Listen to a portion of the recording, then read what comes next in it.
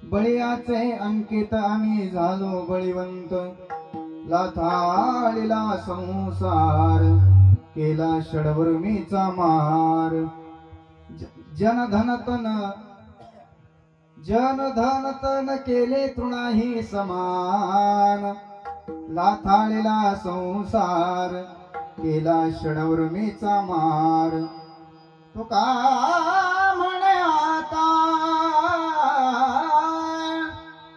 म्हणे आता आम्ही मुक्तीची माथाला थाळेला संसार केला षडवर्मीचा मार योन्ता प्रविश्य मम वाचमिमां प्रसुप्तां संजीवयत्य किल शक्तिधर स्वधाम्नाम् अन्यांश्च हस्तचरण श्रवणत्वगादिन् प्राणान् नमो भगवते पुरुषाय तुभ्यं नमः परमहंसाय स्वादित कमल चरण चिन्मकरंदाय भक्तजन मानस निवासाय श्री रामचंद्राय पांडुरंगाकारो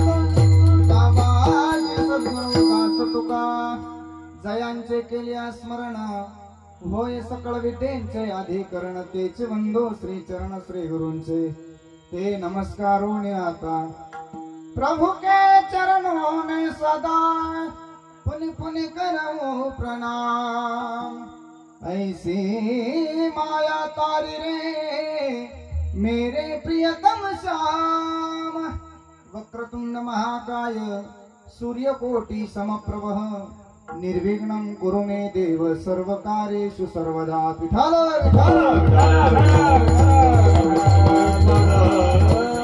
बळीयाचे अंकित आम्ही झालो बळीवंत लाथाळीला संसार केला षडवर्मीचा मार प्राप्त प्रसंगी भगवान परमात्म्याच्या चिंतन सेवेकरिता निवडलेला अभंग आनंद कंद सच्चिदानंद घन परात्पर परब्रह्म पूर्ण प्रकाश भगवान अखिल गुणगान भगवान परमात्म्याचे निस्सीम असणारे भक्त, ज्या संतांचे शब्द सर्वसामान्यांच्या अंतःकरणामध्ये जाऊन पोहोचलेले आहेत, असे असणारे वैराग्य रागरसिक श्रीमंत श्री शब्द प्रभू तुकोबाराय यांचा चार चरणाचा भगवान परमात्म्यापर्यंत पोहोचण्याकरता ज्या बळाची गरज आहे साधकाला, ते बळ महाराज आजच्या अभंगात सांगतायत. विठ्ठला विठ्ठला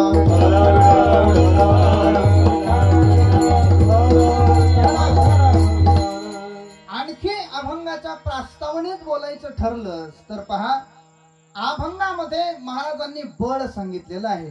ज्या बळाद्वारे भगवान परमात्म्यापर्यंत साधकाला पोहोचता येतं ते बळ महाराज सांगतायत. आणि दुसरं अंग अभंगाचं जर पाहिलं तर अभंगामध्ये भगवान परमात्म्याच्या प्राप्ती करता जीवनामध्ये माणसाला चांगलं प्राप्त करायचं असलं की कशाचा तरी त्याग करावा लागतो. आमच्या संस्कृतीमध्ये एक म्हण आहे, हिंदी म्हण आहे, कुछ पाने के लिए कुछ खोना पडता है. पण चांगलं मिळवण्याकरता बरं का, चांगलं मिळवायचं असेल तर कशाचा तरी त्याग करावा लागतो. मग महाराजांनी आजच्या अभंगात भगवान परमात्म्याची प्राप्ती करायची आहे, भगवान परमात्म्याला प्राप्त करण्याकरता काही गोष्टीचा त्याग करायचा आहे आणि काही गोष्टींचा स्वीकार करायचा आहे, त्याचाच निर्देश अभंगात सांगितलाय. विठ्ठला विठ्ठला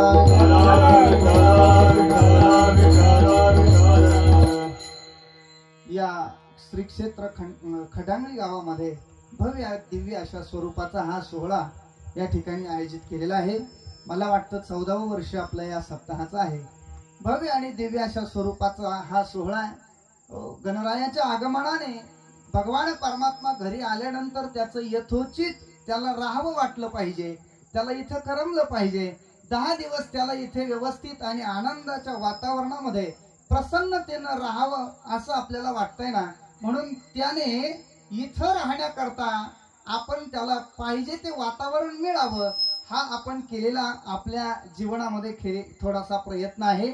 आणि म्हणून देव एक तर घरी कुणाच्या येतच नाही महाराज, नाही काय, देव कुणाच्या घरी येत नाही. आणि एखाद्या भाग्यवानाच्या घरी आला की मग आल्यानंतर त्याची कशी पूजा केली पाहिजे तर ते आपल्या या सप्ताहावरून मला लक्षात येतं. मला वाटतं निळोबारांनी सुद्धा देव घरी आल्यानंतर काय करावं याचं वर्णन केलेलं आहे. महाराज म्हणतात, माझ्या घरी देव घराला, देव घराला, देव घराला,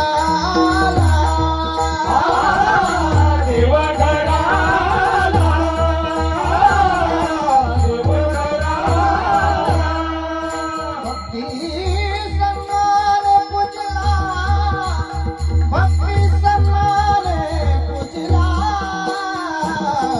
पाहू मेरा पंगते, पाहू मेरा पंगते,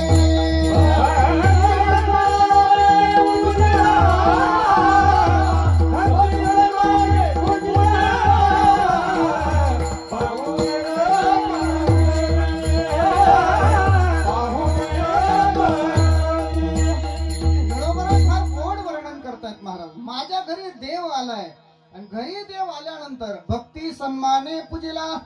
देव घरी आल्यानंतर त्याला कशी कंपनी मिळाली पाहिजे तर त्याच्या संबंधाने भक्तिमय वातावरण त्याला मिळालं पाहिजे.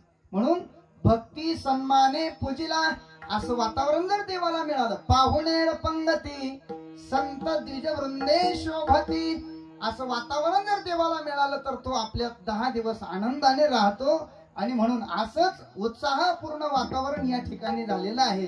आणि म्हणून गणरायाच्या प्रतिमेकडे मूर्तीकडे पाहिल्यानंतर प्रसन्न प्रतिमा, प्रसन्न मूर्ती, भगवान परमात्म्याचा चेहरा आपल्याला दिसून येतोय. ज्यावेळी आपण मूर्ती घरी आणतो ना महाराज, तर बारकाईने लक्ष करायचं बा. मूर्ती घरी आणल्यानंतर त्या मूर्तीची जी आभा प्रभा आहे ही फार वेगळी असते. पण ज्या वेळेला आपण गणपती बाप्पाला बुडवण्याकरता 10व्या दिवशी काढतो ना घराच्या बाहेर, त्यावेळी त्या भगवान परमात्म्या गणपतीच्या चेहऱ्याकडे जर पाहिलं, त्याच्या श्रीमुखाकडे जर पाहिलं तर त्याच्या श्रीमुखावर जेवढी आभा प्रभा तेज निर्माण होतं ना, त्या पद्धतीची आपली सेवा 8 दिवस 10 दिवस घडलेली असते. हो, गणपतीचा चेहरा जर पडलेला असला तर समजायचं याने गणपतीला मोदक खाऊ घातलेले दिसत नाही, आहे का नाही. आणि गणपती बाप्पा जर बुडवत असताना जर प्रसन्न चेहरा दिसला तर समजायचं याने 10 दिवस गणपतीची सेवा अतिशय सुंदर पद्धतीने केलेली आहे. विठ्ठल. आणि त्या संबंधाने काहीतरी माझ्या अल्प वयाकडून अल्प व्यक्तीकडून काहीतरी भगवान परमात्म्याची सेवा घडावी या संबंधाने माझ्याकडून वैयक्तिक बाप्पाची सेवा करण्याचं काही माझ्याकडे सामर्थ्य नाहीये, पण तुकोबारायांचा एक अभंगाची निवड करून त्या संबंधाने चिंतन करण्याचा योग आणि लाभ माझ्या जीवनात आहे. भगवान परमात्मा आणि गणपती बाप्पा जसा बुद्धीची देवता म्हणजे गणपती बाप्पा आहे, ज्या पद्धतीने मला मार्गदर्शन प्रभू करतील, आशीर्वाद देतील, त्या संबंधाने 1 तास 1.5 तास आपण सेवा करण्याचा प्रयत्न करू. टाळी वाजून भजन करा फक्त. विठ्ठल विठ्ठल विठ्ठल. आज निवडलेल्या अभंगामध्ये जगद्गुरु तुकाराम महाराज भगवान परमात्म्यापर्यंत पोहोचण्याकरता ज्या बळाची गरज आहे ते बळ सांगतायत महाराज. हो, व्यवहारामध्ये प्रत्येक जीवाला माणूस कुठलंही कार्य करायला घेतलं की त्या प्रत्येक कार्याला बळ लागत असतं. लक्षात घ्या. कुठलंही कार्य घ्या तुम्ही, अगदी बसल्या बसल्या नुसती मांडी जरी हलवायची असली तरी सुद्धा काय लागतं? बळ लागतं, है का नाही?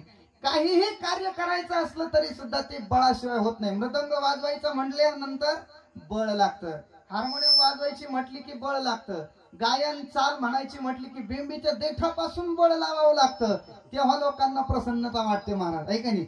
बळाशिवाय जर तुम्ही गायन करत असाल, बळाशिवाय जर तुम्ही मृदंग वाजत असाल तर ते जरा बाष्कळ वाटतं, लोकांना आवडत नाही. विठ्ठल विठ्ठल विठ्ठल. जीवनामध्ये कुठलंही कार्य करायचं असलं तरी सुद्धा बळ लागतं, कुठल्याही क्षेत्रामध्ये बघा. हो, महिला मंडळींना किचन मध्ये गेल्यानंतर सुद्धा स्वयंपाक बनवण्याकरता काय लागतं? बळ लागतं महाराज. हो, अगदी एखादा व्यक्ती झोपलेला आहे, झोपलेल्या व्यक्तीला सुद्धा इकडची कुस पलीकडची कुशीवर त्याला जर घ्यायची असेल तर त्याच्याकरता सुद्धा बळ लागतं. याच्या पुढचं सांगू का? फुकटच्या माणसाला बोलायला सुद्धा काय लागतं? बळच लागतं. बळ नसेल तर तो माणूस फुकटचं बोलत सुद्धा नाही. हो, राम राम म्हणायला सुद्धा बळ लागतं महाराज. आणि एक सांगू तुम्हाला, माणसाने बळाशिवाय तर बोलूच नाही बुवा, ऐका नाही? माणसाकडे बळ असेल ना तरच माणसाने बोलावं, आणि जर माणूस बळाशिवाय जर बोलत असेल तर त्याची फजिती किंवा त्याचं उत्तर किंवा त्याचा परिणाम ज्ञानोबा आपल्या हरिपाठामध्ये सांगतो. शक्ती बोलून शक्ती बोलून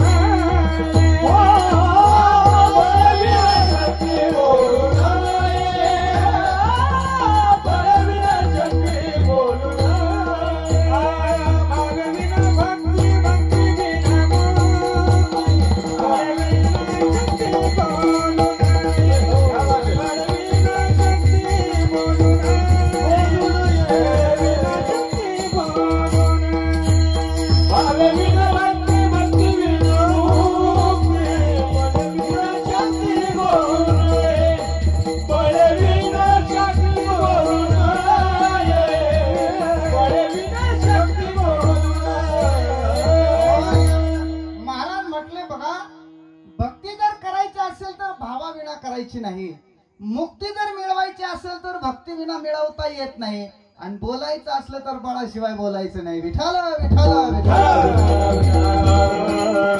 बळाशिवाय बोलत असाल तर महाराज तुमचं बोलणं ते निरर्थक ठरतं, बाष्कळ ठरतं. आणि म्हणून मी फार मोठ्या व्यक्तीचं उदाहरण सांगतो तुम्हाला. रामायणामधलं रावण माहितीये? रावण माहिती नाही असा माणूसच नाही महाराज. हो, फार फार विचार केला तर एखाद्याला राम सांगता येणार नाही, पण रावण मात्र नक्की सांगता येतो, है का नाही? हो, रावण एक दिवस जेवायला बसला, आणि जेवायला बसल्यानंतर वाढण्याकरता मंदोदरी समोर बसली. पूर्वी अशी पद्धत होती किरण महाराज, नवरा जर जेवायला बसला तर बाई समोर बसून आणि पत्नी वाढण्याकरता अशी तत्पर बसायची. आता काही तसं नाही बा, आता आपल्या भाग्यात तसं नाहीच आहे, ऐका नाही? आता असं आहे, आपल्याला जर जेवायला मागितलं आपण तर तिकडचे म्हणतात आज फार डोकं दुखतंय, तुम्ही घ्या ना, आम्हालाही द्या, ऐका? असं झालंय महाराज. पण पूर्वीची संस्कृती फार छान होती. अशा 4 वाट्या बरोबर जवळ घेऊन बसायची माता माऊली. एका वाटीमध्ये चटणी असायची, एका वाटीमध्ये भाजलेले शेंगदाणे असायचे, लोणचं असायचं, चपाती भाजी जवळ घेऊन, आणि पतीला मागण्याच्या अगोदरच ती माय माऊली वाढायची. आता नाही तसं. मंदोदरी वाढण्याकरता बसली होती, बसल्या बसल्या मंदोदरीनं आपल्या डोक्यातलं काढलंच महाराज. आता महिलेला सवय असते, काही एखादी दिवसभराची गोष्ट एखादी खटकली का त्याने नेमकं घरातला मनुष्य जेवायला बसला म्हणजे नवरा जेवायला बसला की तिची कटकट चालू होते बघा. आणि त्याला कारण आहे बा, त्याला कारण आहे नेमकं जेवतानाच आपलं काय असेल ते सगळं सांगून मोकळं होता येतं. एरवी तो तिला बोलू देत नाही म्हणून ती संधी साधून जेवताना आपलं काय असेल ते सांगून मोकळी होते. मंदोदरी बोलायला सुरुवात झाली. म्हटले का हो स्वामी, मला तुमच्याबद्दल जरा शंका आहे. रावण म्हटला काय शंका आहे मंदोदरी?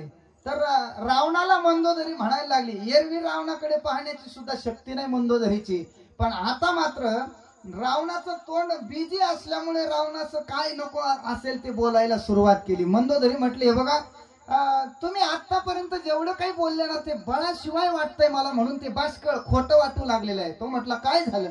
म्हटले ऐका, काही वर्षापूर्वी तुम्ही काही बोलला होता, आता मला ते खोटं वाटायला लागलं. म्हटले काय? काही वर्षापूर्वी तुम्ही 3 गोष्टी म्हटल्या होत्या. काय काय गोष्टी होत्या?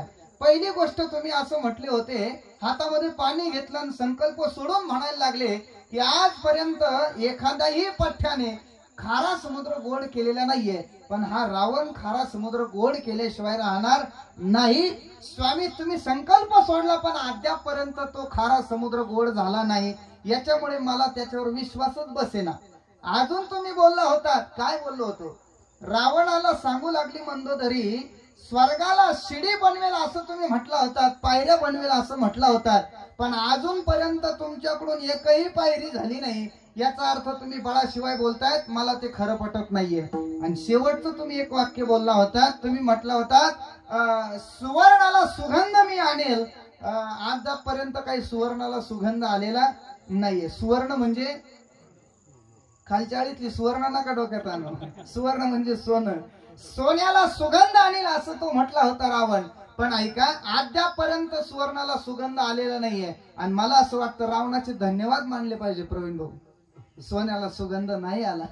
जर सोन्याला सुगंध आला असता तर चोराला अट्टहास करायची गरजच काय होती महाराज, आहे का नाही? संध्याकाळ झाली की त्याने मस्त आयटीत सुटाबुटामध्ये गल्लीत जायचं आणि प्रत्येक दाराजवळ जाऊन असं हुंगायचं. वास आला की पटकन घुसायचं, जास्तच घमघमाट आला की लगेच मग समजायचं याच्यात जास्त सोनं आहे का नाही? पळापळ करायची कामच नसते महाराज. पण फार बरं झालं सुवर्णाला सुगंध आला नाही. स्वामी या 3ही गोष्टी तुमच्याकडून घडल्या नाही, याचा अर्थ मला असं वाटतं याचं हे 3ही गोष्टी खरं करण्याचं सामर्थ्य तुमच्यात नसताना सुद्धा बळाशिवाय तुम्ही बोललात म्हणून तुमचं बोलणं मला बाष्कळ वाटतंय. मला सांगा, रावण काय म्हणजे सामान्य व्यक्ती नाहीये. रावण म्हणजे कोण आहे? रावण म्हणजे ज्याला दशानन म्हणतात. रावण सांगू, रावणाची फक्त आपल्याला बी साईट माहिती आहे. रावणाची हे साईट तुम्हाला सांगू का महाराज? रावण प्रत्येकाच्या अंतःकरणामध्ये एक वाईट, दुराचारी, दुष्ट, एका परस्त्रीचं गमन करणारा हा रावण प्रत्येकाच्या अंतःकरणामध्ये बसलेला आहे. पण रावणाचा हे साईट जर बघायची ठरली तर रावणासारखा माणूस जगभरात दुसरा नाहीच आहे. हो, रावणासारखा ब्रह्मवेत्ता, ब्राह्मण रावणासारखा दुसरा कोणी नाहीये महाराज. म्हणून बघा, ज्या वेळेला रामेश्वराच्या ठिकाणी अभिषेक करण्याकरता कोण ब्राह्मण बोलवायचा बा, कोण असा अधिकारी आहे की जो आपल्या या स्थापना करेल शिवलिंगाची, तर रावणाला बोलवण्यात आलं. बोलवलं कोणी? प्रभू रामचंद्रांनी बोलवलं. एवढा अधिकार रावणाचा आहे. ज्याला प्रभू रामचंद्र बोलवतात तेवढा अधिकार रावणाचा आहे. आणखी अधिकार सांगू का? हो, ज्या प्रभू रामचंद्राशी वैरत्व या रावणाने केलेलं आहे ना, तर ती मंदोदरी म्हटली महाराज प्रभू रामाचं तुम्ही वैरत्व केलेलं आहे, मला नाही वाटत तुम्ही जिंकाल बुवा, मला नाही वाटत तुमच्याकडून त्यांना तुम्ही मारू शकाल. त्याला रावण चिडला, म्हटला काय मंदोदरी, अगं भाकरी माझी खातेन गुणगान त्या रामाचं गाते का? अहो स्वामी मी बोलते तेच खरंय. एक दिवस प्रभू रामचंद्र येतील आणि तुम्हाला बाण मारतील, तुम्हाला मरावं लागणार आहे, लक्षात ठेवा. त्यावेळेला रावण म्हणतोय मंदोदरी, अगं तू ज्याच्या समोर बोलते त्याला तू ओळखलं नाहीये. तू ज्या रामाचं म्हणते ना, असे 33 कोटी देव माझ्या बंदी खाण्यात आहेत आणि एका रामाचं बोलते तू. त्यावेळेला मंदोदरी म्हटले, हे बघा तुम्ही विसरला असाल, हो त्या प्रभू रामचंद्रांकडे 18 पद्म वानरांची सेना आहे, तुमच्याकडे काय आहे? त्यावेळेला रावण म्हणायला लागला, तू विसरली का? इंद्रजित मेघनाथा सारखा धुरंधर योद्धे माझ्या जवळ आहे आणि तू त्या वानरांचं काय सांगते? काय 18 पद्म वानर माझं काही करू शकत नाही. त्यावेळेला मंदोदरी म्हटली, विसरलात तुम्ही? अहो 18 पद्म वानर म्हणजे सामान्य समजू नका.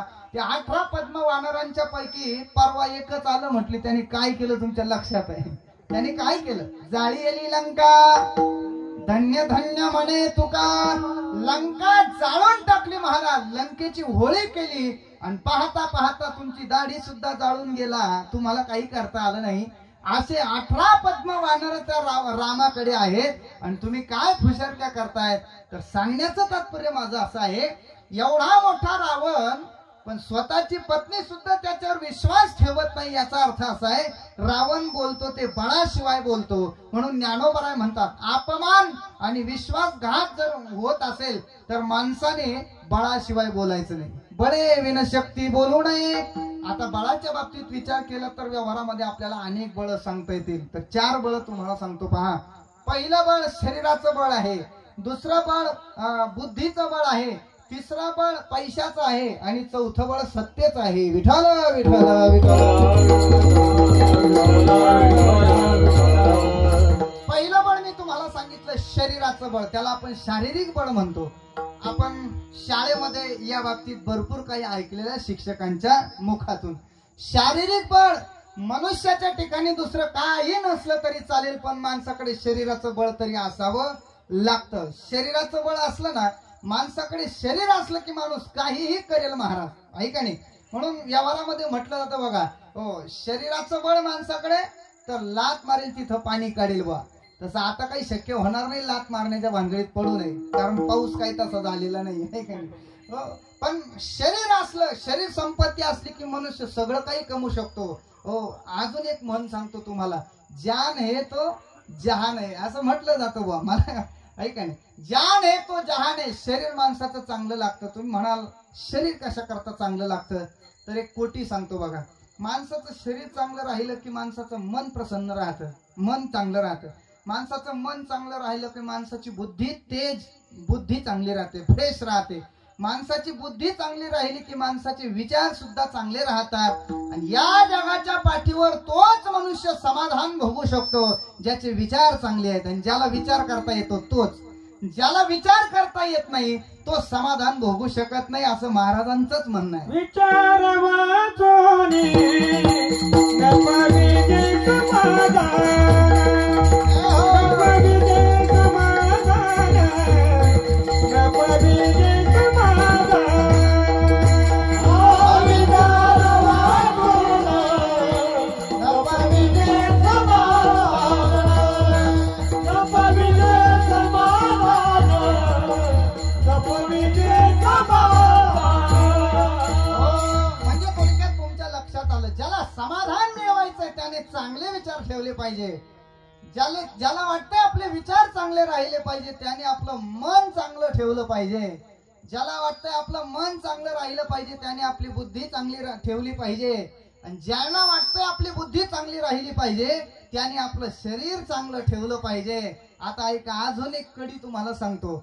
ज्याला असं वाटतंय ना आपलं शरीर निरोगी राहावं, शरीर चांगलं राहावं, त्याने चांगलं बोला ना, त्याने चांगलं खाल्लं चांगलं पाहिजे. आता खाण्याच्या बाबतीत जर विचार केला तर लोक घरी खायला तयार नाही महाराज, सगळे रोडला पळायला लागले. रोडला म्हणजे धाब्यावर. तुमच्याकडे आहे का धाबे? चांगलेच महाराज. धाबा नाही असा रस्ताच उरला नाही महाराष्ट्रामध्ये. विठाला विठाला विठाला. पूर्वीचे जुने लोक ज्येष्ठ श्रेष्ठ वयाने 80-90 वर्षापर्यंत चांगल्या पद्धतीने शरीर भोगून आणि चांगलं जीवन जगणारी माणसांना विचारा महाराज, तुमचं शरीर चांगलं कसं काय राहिलं? हो, त्याचं उत्तर मला मिळालं, मी तुम्हाला सांगतो ऐका. पूर्वीचे लोक म्हणजे आता जे म्हातारी झालेली आहेत ते आता विणेकरी बाबा आहेत, किती छान विणा घेऊन उभे आहेत. वय पाहिलं तर फार वय असेल त्यांचं, नाही का? 60च्या पुढे तर निघालेच असतील. 60च्या पुढे मला नाही वाटत 60च्या वेळेला आम्ही असं विणा घेऊन उभं राहू, आहे का? आपली मान अशी डगा हलवून आपल्याला असं म्हणावं लागलं, रूप पाताल असं म्हणावं लागेल महाराज, आहे का नाही? का? कारण त्यांना जर विचारलं तर पूर्वीचं असं होतं महाराज, पूर्वीचे लोक म्हातारे माणसं घरी खायचे आणि प्रातर्विधीला बाहेर जायचे. असंच होतं ना बाबा, तेव्हा काय बाथरूम आणि काय असं नव्हतं काही. आता वेगळं झालं, आता उलट झालंय. आता खायला बाहेर आणि प्रातर्विधीला. म्हणूनच सगळं आजार आणि घाण सगळी घरातच ठेवली ना आपण, मग काय म्हणजे साबण लावून उपयोग आहे. विठ्ठल विठ्ठल विठ्ठल. म्हणून माणसाने काही जीवनामध्ये थोडस विचार करून माणसाने जीवन जगावं. चांगलं शरीर राहण्याकरता माणसाने चांगलं खाल्लं पाहिजे. आता खाण्याच्या बाबतीत आपला इतका आंधळेपणा आहे. काय खावं, किती खावं आणि कुठे खावं याबद्दल आपल्याबद्दल काही म्हणायचंच नाही महाराज. माणसाला अजूनपर्यंत काय खावं याचं कळालं नाही, माणसाला किती खावं हे कळालं नाही, आणि माणसाला कुठे खावं हेही कळालं नाही. म्हणून माणसं जास्त आजारी पडायला लागलेले आहेत. एका तत्व म्हणजे विद्वान डॉक्टरांना विचारलं, म्हणजे आपल्या महाराष्ट्रात किंवा भारतामध्ये जास्त लोक आजारी का पडतात, तर त्यांनी एकच उत्तर दिलं, लोकांना खायचं किती, काय खावं आणि कुठे खावं हे कळालं नसल्यामुळे जास्तीत जास्त लोक आजारी पडायला लागलेली आहेत. म्हणून काय खावं, किती खावं, कुठे खावं याचं ज्ञान ठेवूनच माणसाने जीवन जगावं. विठ्ठल विठ्ठल माणसं नको तिथे खायला लागलेली आहेत, नको ते खायला लागलेले आहेत आणि अनावश्यक ठेवायला लागले आहेत पोटामध्ये. तुम्हाला सांगतो मी, चांगलं जगायचं आहे ना निरोगी, त्याच्याकरता या पोटाचे 4 भाग करायचे आहेत महाराज. पहिल्या भागामध्ये अन्न ठेवा, दुसऱ्या भागामध्ये पाण्यासाठी ती जागा शिल्लक ठेवा, तिसरा भाग आपण जो श्वासोश्वास घेतो, ऑक्सिजन घेतो त्याच्याकरता तिसरी भाग मोकळा ठेवा, आणि चौथा भाग जो आहे उद्याच्या भुकेकरता शिल्लक ठेवा. आता आपलं तसं क्रम नाहीच आहे महाराज, आहे का नाही. आपलं असं आहे, आपण जेवायला जर बसलो आणि जर कदाचित भाग्याने आवडीचा पदार्थ जर आला तर आपला असं एक गुंडी काढली का, बाई मागं सारली का, मग आपला रट्टा चालू होतो, आहे का नाही. आणि मग असं आहे, ढेकर येईपर्यंत खातो, ढेकर आल्यानंतर सुद्धा पुन्हा जेवायला सुरुवात करतो. पण आतून गोडाऊन फुल झाल्यामुळे आतून पत्र येतं महाराज. मग आतून पत्र आल्यानंतर ते सांगतं अधिक माल आता गोडाऊन मध्ये पाठवू नये, गोडाऊन फुल झालेला आहे. आणि जर अधिक पाठवण्याचा प्रयत्न केला तर आतलाही माल बाहेर येण्याची शक्यता आहे. कळावे आपला ढेकर. ढेकर येणं म्हणजे पत्र येणं महाराज, आहे का नाही. ढेकर येणं म्हणजे पत्र येणं. पण आपलं असं ढेकर येण्याच्या अगोदर 4 भाकरीचा आपण राडा करतो, आणि ढेकर आल्यानंतर सुद्धा पुन्हा 2-1 खातोच. आणि परिणामी काय होतं, मग पोट फुगतं, पचत नाही, मग याला करपट ढेकर यायला सुरुवात होतात, आहे का नाही. त्याच्याकरता पुन्हा गोळ्या घ्याव्या लागतात. पण असा क्रम नाहीये. चांगलं जीवन जगण्याकरता आम्हाला गाथा अभ्यासावा लागेल, आणि चांगलं जीवन जगण्याकरता, निरोगी जीवन जगण्याकरता सुद्धा आम्हाला संतांनी मार्गदर्शन केलेलं आहे. तुकाराम महाराज म्हणतात, पहा कसं खाल्लं पाहिजे, किती खाल्लं पाहिजे आणि कुठे खाल्लं पाहिजे याचं मार्गदर्शन आम्हाला तुकाराम महाराज करतात. युक्त आहार विहार, युक्त आहार विहार, युक्त आहार विहार, युक्त आहार विहार. निर्मैत्रियासी सार, निर्मैत्रियासी सार, निर्मैत्रियासी सार, निर्मैत्रियासी सार. नसा विवासर, नसा विवासर, नसा विवासर, नसा विवासर.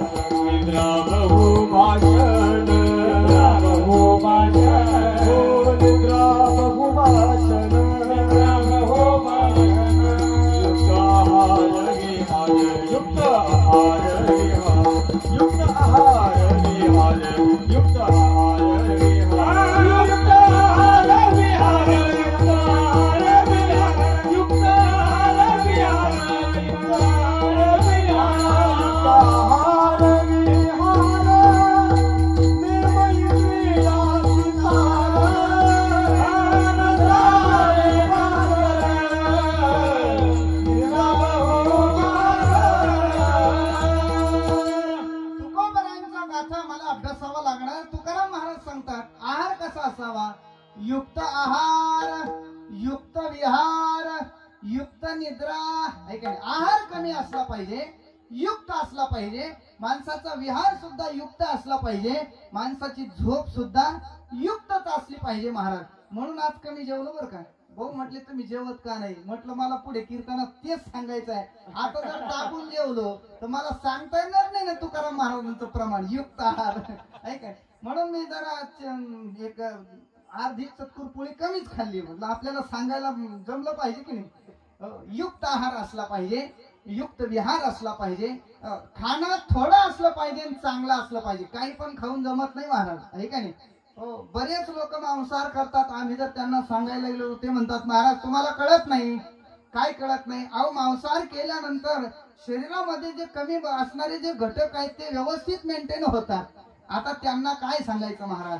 मांसाहार केल्यानंतर जर मनुष्याला शक्ती प्राप्त होत असेल, मांसाहार केल्यानंतर जर माणसाला बल येत असेल, तर मी विचार करा, जंगलातला सिंह आपल्याला माहिती आहे. सिंह आपल्याला माहिती आहे. जंगलातला सिंह सर्व प्राण्यांवर चाल करून जातो, पण हत्ती नावाच्या प्राण्यावर त्याचं काही चालत नाही. तो बलदंड आहे, त्याच्यापेक्षाही शक्तिशाली आहे. असा बलदंड हत्ती जर काय खात असेल तर तो काही कोंबड्या मोडून नाही खात महाराज. तो काय खातो? हो, म्हणजे थोडक्यात तो शाकाहारी प्राणी आहे. हो, व्यवहारामध्ये सुद्धा आपण हॉर्स पॉवर म्हणतो की नाही. आपण जर दुकानात गेलो मोटर घेण्याकरता तर ते आपल्याला विचारतात तुम्हाला किती हॉर्स पॉवरची मोटर पाहिजे.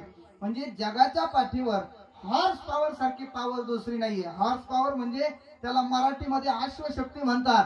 अश्वशक्ती म्हणजे अश्व म्हणजे घोडा, घोड्याची शक्ती. आणि हा घोडा जर काय खात असेल तर तो बोकड्या नाही खात महाराज. काय खातो? शाकाहारी प्राणी आहे. म्हणून मांसाहार करून जर आपल्याला शक्ती मिळते असं जर तुम्हाला कुणी सांगत असलं तर त्याला कानावा घ्यायला अगोदर त्याला सांगायचं वेड्या, अरे मांसाहार जर करून जर शक्ती मिळाली असती तर हत्तीनं सुद्धा मांसाहार करायला सुरुवात केली असती. घोड्याने सुद्धा म्हटलं असतं मला तोबरा नको, आता मला तिकडच आणा. म्हणून मांसाहार करू नका. दारू गांजा मत पियो यारो, अक्कल गुंग हो जाती है, अपने पल्लू का दाम खर्च कर, मुंह में मक्खी आती है. म्हणून हे सगळं अनावश्यक गोष्टीचा संग करू नका महाराज. भगवान परमात्म्याने आपल्याला शाकाहारी बनवलंय ना, तर आपण शाकाहारच केला पाहिजे. लोकांना समजत नाही महाराज. परवा कार्यक्रमाला गेलो आणि तिथे गेल्यानंतर आता आपण जेवायला गेलो ना, असं जेवायला गेलो महाराज. तिथे सांगितलं बसल्यानंतर, महाराज आम्ही 4 भाऊ आहेत, 3 जणांच्या गळ्यात माळ आहे, आमच्या बायकांच्या गळ्यात पोरांच्या गळ्यात माळ आहे, पण सगळ्यात लहान आहे तो माळच घालीत नाही. म्हटले मांसाहार करतो, काहीतरी करा आणि त्याने माळ घातली पाहिजे, मांसाहार बंद केला पाहिजे, असं काहीतरी करा. म्हटलं ठीक आहे, काय अडचण नाही. जेवायला बसलो की माझ्याजवळ बसवा जेवायला. आणि जेवायला बसलो महाराज, की बसलो जेवायला माझ्याजवळ. निम्मार्ध जेवण झालं, जोमात जेवण सुरू झालं. जेवता जेवता त्याच्या गळ्याला हात लावला. म्हटले माळ नाही का तुमच्या गळ्यात? म्हटले नाही महाराज माळ नाही. अरे म्हटलं मांसाहार तुम्ही करता का? म्हटले हो मांसाहार करतो. अरे म्हटलं चांगला देह देवाने दिलाय, माळ घालावी, मांसाहार बंद करावा, शाकाहार घ्यावा. त्याने सांगितलं थांबा महाराज, मी माळ का घातली नाही, मी मांसाहार का करतो याचं कारण तुम्हाला सांगतो. मला वाटलं काही सांगत असेल, आमचं कमी पडलं, डॉक्टरांनी खायला लावलं. त्याने सांगितलं महाराज अहो म्हटले मी माळ का घातली नाही, आमच्या गळ्यात सगळ्यांच्याच गळ्यात माळ आहे, सगळेच मांसाहार करत नाहीत, फक्त मीच मांसाहार करतो. त्याचं कारण आहे आमच्याच घरातल्या लोकांनी मला पाहुण्यांकरता सोडलंय म्हणे. पाहुण्यांकरता म्हणजे पाहुणा जर आलाच काळी पिशवी घेऊन तर त्याला चांगल्या पद्धतीची कंपनी मिळावी याच्याकरता मला सोडलेलं आहे. त्याला म्हटलं अरे दादा असं कुणाच्या कंपनी करता आपलं जीवन नाहीये, चांगलं जीवन यथार्थ जीवन जगण्याकरता हे सगळं बंद करायला पाहिजे, मांसाहार करू नये. तो म्हटला मग महाराज मांसाहार करू नये काय खायचं? त्याला म्हटलं काजू बदाम खा, पुरणाची पोळी खा, दूध खा. त्याने सांगितलं महाराज थांबा. म्हटले तुम्हाला कळत नाही महाराज, तुमच्याकडची 1000 पुरणाची पोळी आणि तिकडची एकच नळी सारखीच आहे. म्हटलं आता याच्या पुढे डोकं फोडून घ्यायचं का महाराज? पण ऐका, मांसाहार करणं चांगलं नाही महाराज. शरीर चांगलं ठेवायचं असेल तर माणसाने चांगलंच खाल्लं पाहिजे.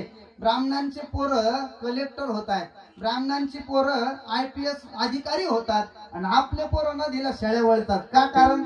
अहो ते बदाम काजू खातात, ते बदाम काजू खातात आणि आपले येडे घोटके खातात. विठाला विठाला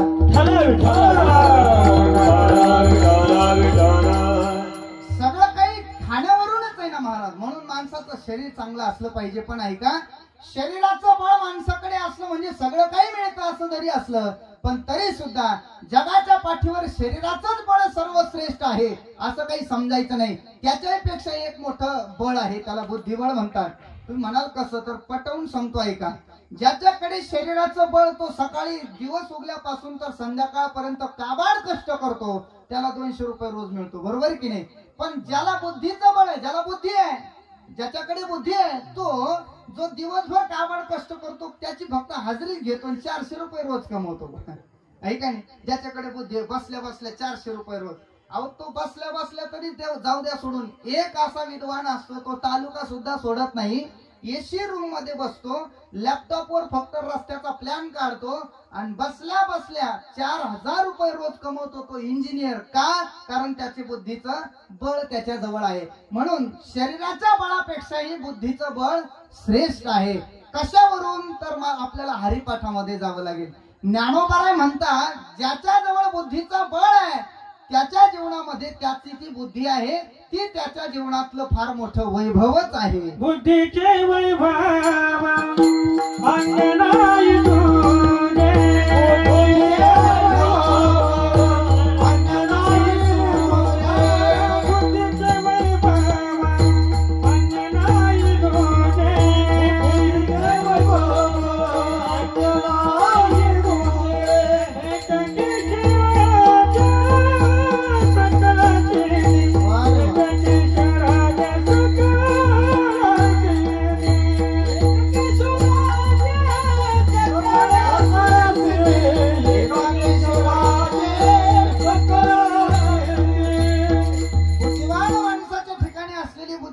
जीवनातलं वैभवच आहे. आणि म्हणून बघा, बुद्धिवान माणूस सर्वश्रेष्ठ जगाच्या पाठीवर आहे. ज्याने गावाकरता केले त्याला गावात किंमत मिळते, बरोबर की नाही. ज्याने गावाकरता काही केले त्याला गावात किंमत मिळते. ज्याने तालुक्याकरता काही केले त्याला तालुक्यात किंमत मिळते. ज्याने जिल्ह्याकरता, राष्ट्राकरता, देशाकरता केलेला आहे त्याला देशात किंमत मिळते. पण विद्वानो सर्वत्र पूज्यते, विद्वानाला मात्र सर्वत्र विनाकारण पूज्यता मिळते. याचं कारण आहे त्याच्याकडे विद्वत्ता आहे. म्हणून बुद्धीचं बळ सर्वश्रेष्ठ आहे. आणि अशी बुद्धिवान माणसं आपल्या महाराष्ट्राला, भारताला काही बोटावर मोजणे इतकेच मिळाले बरं का. त्यामध्ये ज्या महात्म्यांनी आपला धर्मग्रंथ परदेशामध्ये जाऊन त्याची थोरवी गायली आणि त्या ग्रंथाची मोठा अधिकार सिद्ध केला, असे स्वामी विवेकानंद कुशाग्र बुद्धीचे होते महाराज. हो, बादशहाच्या दरबारामध्ये बिरबल नावाचा एक व्यक्ती, तोही फार मोठा कुशाग्र बुद्धीचा होता. भोज राजाच्या दरबारामध्ये कालिदास फार विद्वान होता, ऐका नाही. आणि माझे पंतप्रधान होऊन गेले अटल बिहारी वाजपेयी, हे सुद्धा फार मोठे विद्वान होते महाराज. विठ्ठल विठ्ठल महाराज प्रचार करायला आले का काय? तसं काही समजू नका. विद्वानाला सर्वत्र पूज्यता मिळते महाराज. अटल बिहारी वाजपेयी खरंच विद्वान होते. का विद्वान होते? तुम्ही जर त्यांचे जीवन चरित्र जर पाहिलं तर सत्ता नसताना सुद्धा त्यांना विदेश मंत्रीपद भोगायला मिळालंय. असा मंत्री नाहीच आहे महाराज दुसरा. एकदा काय त्यांची विद्वत्ता सांगतो. एकदा काय झालं, बिहार मध्ये सभा चालू होती लालू प्रसाद यादवांची. सभा चालू असताना मध्येच सभेमध्ये यांचं आगमन झालं. अटलजींचं आगमन झाल्यानंतर स्टेजवरती गेले, पण बोलता बोलता लालू विरोधी पक्षनेते होते, त्यामुळे बोलता बोलता ते माईक वर बोलले, म्हटले, अटलजी हमार बिहार में तुम्हारा क्या काम है? की तिकडची भाषाच तशी आहे. त्यावेळेला अटलजींकडे माईक आला तर एकाच वाक्यामध्ये त्यांना उत्तर दिलं. ते म्हटले, आता हे उत्तर देणं सुद्धा बुद्धीचंच काम आहे. त्याने असं विचार करून उत्तर दिलं. ते लालू प्रसाद यादवांना म्हणाले, लालू तुम खाली बिहारी हो, हम अटल बिहारी है, इसीलिए यहाँ आए हैं. हे कुणालाही जमत नाही महाराज, विद्वान आहे. आणि ऐका, स्वामी विवेकानंद सुद्धा विद्वान होते. म्हणून ज्या वेळेला त्यांनी परीक्षा घेतली ग्रंथाची तर ते हारले नाही. ग्रंथाची किंमत, ग्रंथाचा अधिकार सिद्ध केला आपल्या बुद्धीनेच. विठ्ठल विठ्ठल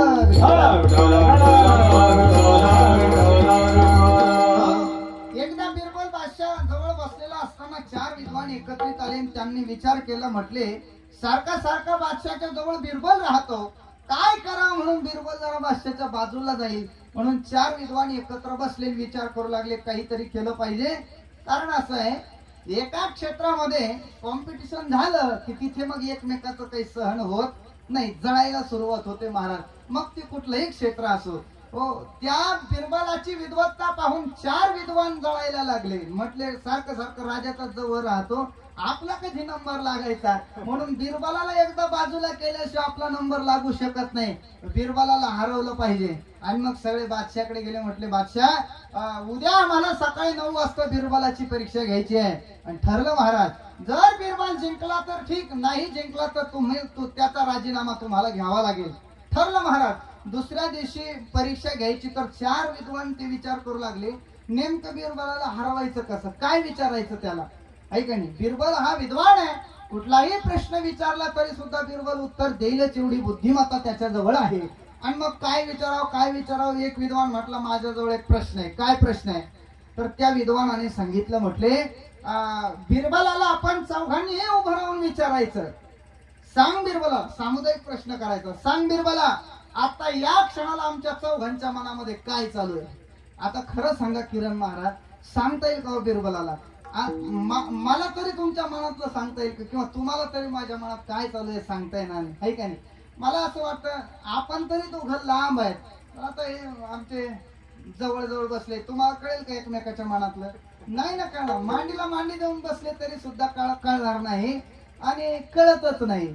आणि मला असं वाटतं कळत नाही तेच बरं आहे. जर एकमेकाच्या मनातलं कळालं असतं तर एवढी जवळ माणसं बसलीच नसती महाराज. कळत नाही याचा अर्थ म्हणून बसलेला आहात. आणि म्हणून पहा, सभा भरल्याच्या नंतर बिरबलाला उभं केलं. आणि बिरबलाला उभं केल्यानंतर चौघांनी उभं राहिलं आणि सांगितलं, सांग बिरबला, आमच्या चौघांच्या मनामध्ये आता सध्या काय चालू आहे. त्यावेळेला बिरबल विचार करायला लागला, यांच्या मनातलं तर मला सांगताच येणार नाही, कारण ते जमतच नाही, ऐका नाही.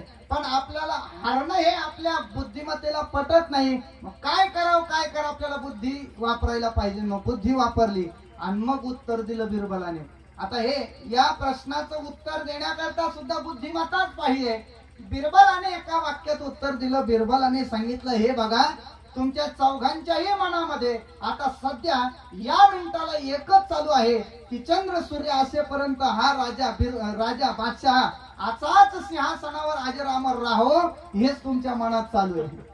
आता नाही म्हणताना कुठे मरण्याची पाळी करता बुवा. सगळे म्हटले हो असंच चालू आहे. हारला का बिरबल. नाही हारला महाराज. हे सगळं जमलं त्याला कशामुळे, फक्त बुद्धिमत्तेमुळेच महाराज. असंच कालिदासाचं सुद्धा असंच उदाहरण आहे महाराज. काय झालं, राजाने सर्व विद्वानांना एकत्रित बोलवलं. कालिदासही त्यांच्यामध्ये आहेत. आणि राजाने अशी वरती हात केले, सगळ्यांच्या समोर बसलेले 100-200 विद्वान. म्हटलं माझा एक प्रश्न आहे तुम्हाला, माझ्या प्रश्नाचं उत्तर दिलं तर ठीक, नाही तर तुम्हाला राज्यापासून तडीपार करण्यात येईल. आणि मग भोजराजाने अशी वर हात केले, असे तळ हात केले. आणि तळ हात केल्यानंतर भोजराजाने प्रश्न विचारला. सांगा म्हटले, नाहम कश्यामी रोम करतले, माझ्या तळ हातावर केस का नाहीये. मला असं वाटतं कुणाच्याच तळ हातावर केस नाहीये, आहे का नाही. किरण महाराज तुमच्या बघा नाहीये. पेटी मास्तर भाऊ बघून तर खात्री तर करा. तशी त्यांच्या डोक्यावर नाहीये, पण ती येणार आहेत 4-8 दिवसांत, टेन्शन घेऊ नका. कोणाच्याच हातावर केस नाहीये. पण प्रश्न हा आहे, का केस नाहीये. त्यावेळेला कुणालाच उत्तर देता येणार. सगळ्यांनी कालिदासाकडे पाहिलं आणि कालिदासाला उत्तर देण्याकरता उभं केलं. त्यावेळेला कुशाग्र बुद्धीचा कालिदासाने उत्तर द्यायला सुरुवात केली, पण बुद्धीचा वापर करून. कालिदास म्हटले, राजे साहेब तुमच्या तळ हातावर केस नाहीये, मी सांगतो म्हटले. राजाला आनंद वाटला. सांग ना कालिदासा, मी त्याचीच वाट पाहतोय. मग कालिदासाने सांगायला सुरुवात केली. म्हटले, राजे साहेब जगाच्या पाठीवर दानशूरांच्या यादीमध्ये तुमचा पहिला नंबर लागतो. राजा फुगला महाराज थोडा. म्हटले, आणि पहाटे उठल्यापासून तर रात्री झोपेपर्यंत तुम्ही दान देत राहतात, म्हणून तुमच्या तळ हातावरचे केस दान देऊन गेले म्हटले. एक विद्वान उभा राहिला. म्हटले, वारे प्रश्न वारे उत्तर. कालिदासा तळ हातावर केस का नाही म्हणे, दान देऊन गेले म्हटले. अरे पण कालिदासा तुझ्याही हातावर केस नाही आहेत ना, तुझे कस काय गेले, तू काय दान केलं. त्यावेळेला कालिदास म्हटला, थांबा त्याचं उत्तर देतो. राजाचे देऊन गेले आणि राजाचं सगळ्यात जास्त प्रेम माझ्यावर आहे म्हटला. हो, पहाटे उठल्यानंतर पहिलं दान तो मला करतो, म्हणून त्याचे देऊन गेले, माझे घेऊन गेले. सोपं उत्तर आहे. पण एक विद्वानाने डोकं चालवलं. तो म्हटला, वारे उत्तर आणि वारे प्रश्न. राजाचे देऊन देऊन गेले आणि तुझे घेऊन घेऊन गेले. अरे पण आमच्या सगळ्यांच्याच हातावर नाही ना, आमचं कसं काय, आमचे कसे गेले? त्यावेळेला तो कालिदास म्हटलं थांबा त्याचं उत्तर देतो. राजाचे देऊन देऊन गेले, माझे घेऊन घेऊन गेले आणि तुम्हाला काही मिळालं नाही म्हणून नुसते चुळून चुळून तुमचे गेले म्हटले. याचं उत्तर देण्याकरता बुद्धीचा वापर लागतो, बुद्धी लागते. विठ्ठल विठ्ठल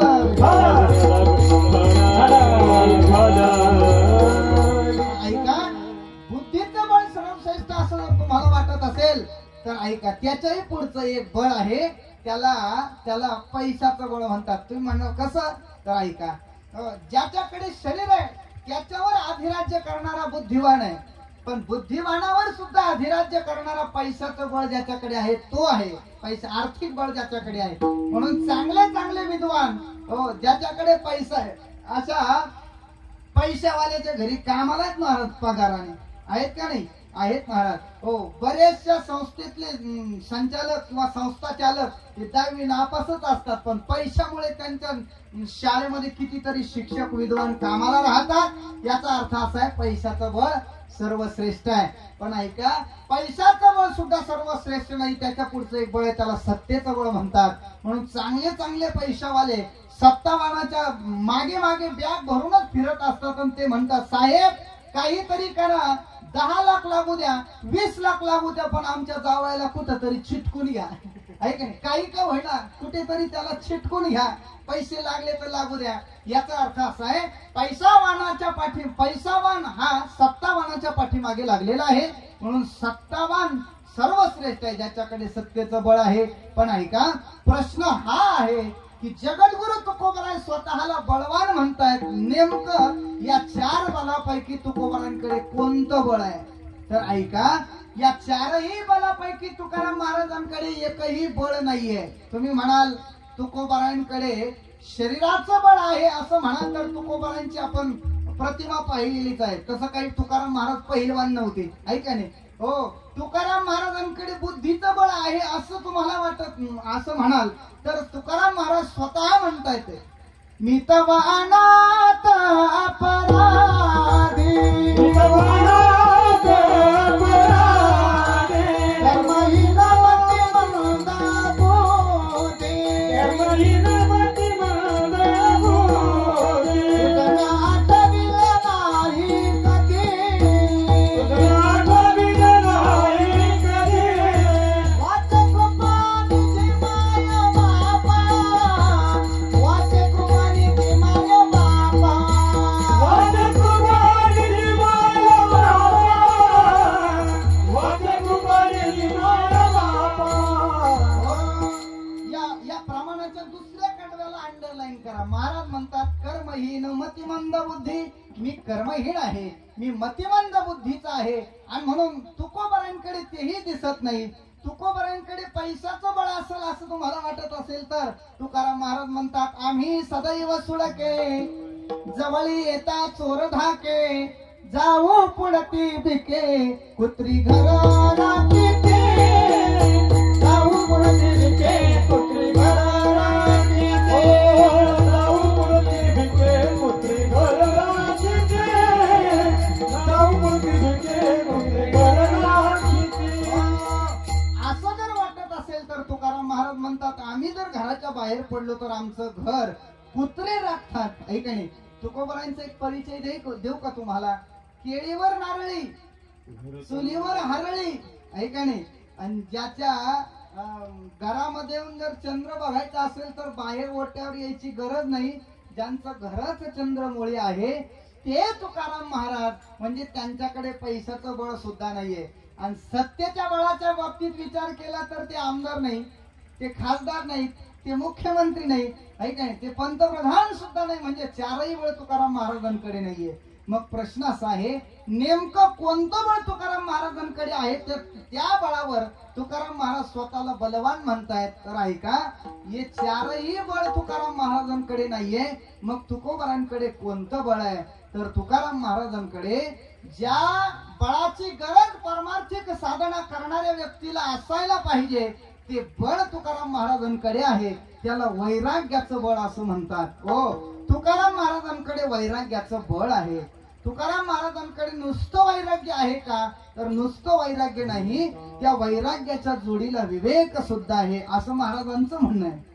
विवेकासहित वैराग्याचे बळ, विवेकासहित वैराग्याचे बळ, विवेकासहित वैराग्याचे बळ, विवेकासहित वैराग्याचे बळ. धगधगीत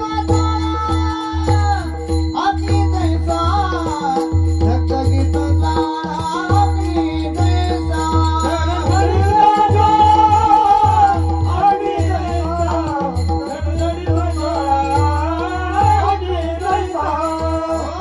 विवेकासहित वैराग्याचं बळ तुकाराम महाराजांकडे आहे, म्हणून तुकाराम महाराज बलवान म्हणतात. आणि दुसरी बाजू, ज्या भगवान परमात्म्याचे आम्ही अंकित झालोय तो स्वतः बलवान आहे, म्हणून आम्ही बलवान झालेलो आहे.